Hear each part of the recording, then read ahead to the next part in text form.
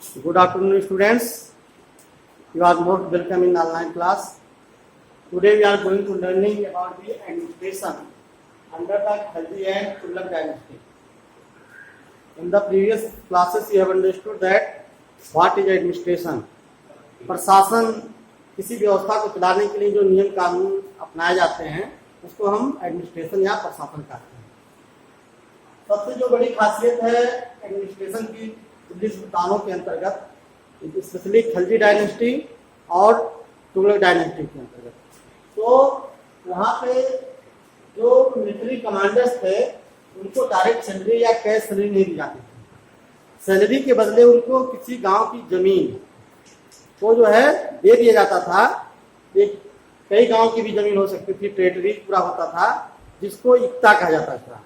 इक्ता का मतलब आप बहुत ही सरल शब्दों में समझ सकते हैं कि इक्ता जो पार्ट ऑफ लैंड या टेरिटरी जाती वेरिंग साइज, 3 गांव, 4 गांव, 10 गांव, 15 गांव, that depend on that post of that commander. वो कमांडर कितना, उसका पद कितना बड़ा है, वो कितना उसके प्रशासन में कितनी भूमिका है, उस आधार पर उसको इक्ता को अपॉइंट किया जाता था।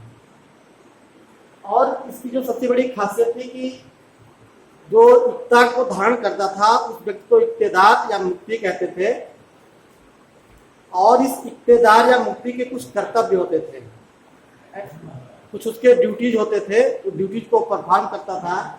इसी टैक्स को कलेक्ट करके जितने भी मिलिट्री कैंपेन होते थे, जो सोल्जर पे खर्चा आता था, उसकी जो सैलरी होती थी, उसकी वो भरपाई करता था। लेकिन आज इसके बारे में और समझते हैं। जो इक्तेदार का पोस्ट है वो हेरिडिटरी नहीं होता था कभी। ऐसा नहीं होता था कि उसको वो इक्तेदार है फिर उसका बेटा भी इक्तेदार होगा, फिर उसका बेटा भी इक्तेदार होगा। नो, ऐसा नहीं था। It was transferable. जब वो कुछ समय के लिए उस जगह पर उसकी पोस्टिंग होती थी, उसके बाद जब उसका ट्रांसफर होता था तो कोई दूसरा आता तो इक्ता को फिर दूसरे मिलिट्री कमांडर्स को दे दिया जाता। साथ ही साथ ये जो इक्ता है, इक्ता से कितना रेवेन्यू कलेक्ट होता है इसके भी अकाउंटिंग होती थी। ऐसा ना हो कि जो है हिस्सेदार अधिक से अधिक रेवेन्यू को कलेक्ट कर ले और उसमें करप्शन करने लगे। तो इसके लिए खलजी एडमिनिस्ट्रेशन के अंतर्गत अकाउंट डिपार्टमेंट होता था, वो अकाउंटिंग करता था, कितना टैक्स आ रहा है, कितना टैक्स जा रहा है, कितनी सैलरी जा रही है। इससे एक तरीके से करप्शन पे नियंत्रण था। साथ ही साथ इसको जो है गवर्नमेंट या स्टेट या राजा किस तरीके से कितना टैक्स लेना है जो निर्धारित था, उसको भी चेक किया जाता था। कहीं जिस क्षेत्रों में टैक्स कलेक्ट करना है उतना ही हो रहा है या कहीं अन्य से तो नहीं हो रहा है। इस सब की पूरी अकाउंटिंग होती थी।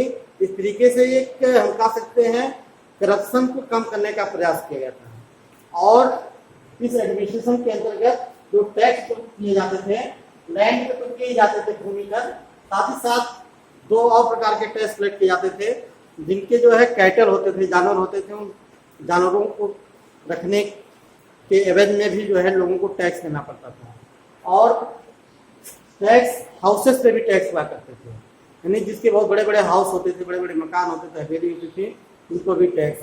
इस तरीके से दिल्ली सल्तनत के अंतर्गत जो इनकम का आधार था वो टैक्स था। Tax on the land, specially जो पीसेंट से, फार्मर से टैक्स कलेक्ट किया जाता था, उसको हम बोलते थे खराज, जो पीसेंट प्रोड्यूस का लगभग 50% होता था। उसके बाद दूसरा जो टैक्स होता था टैक्स ऑन कैटल, यानी जानवरों के पालने के एवज में दिए जाने वाला टैक्स। और फिर टैक्स ऑन द हाउसेस। अब थैंक यू।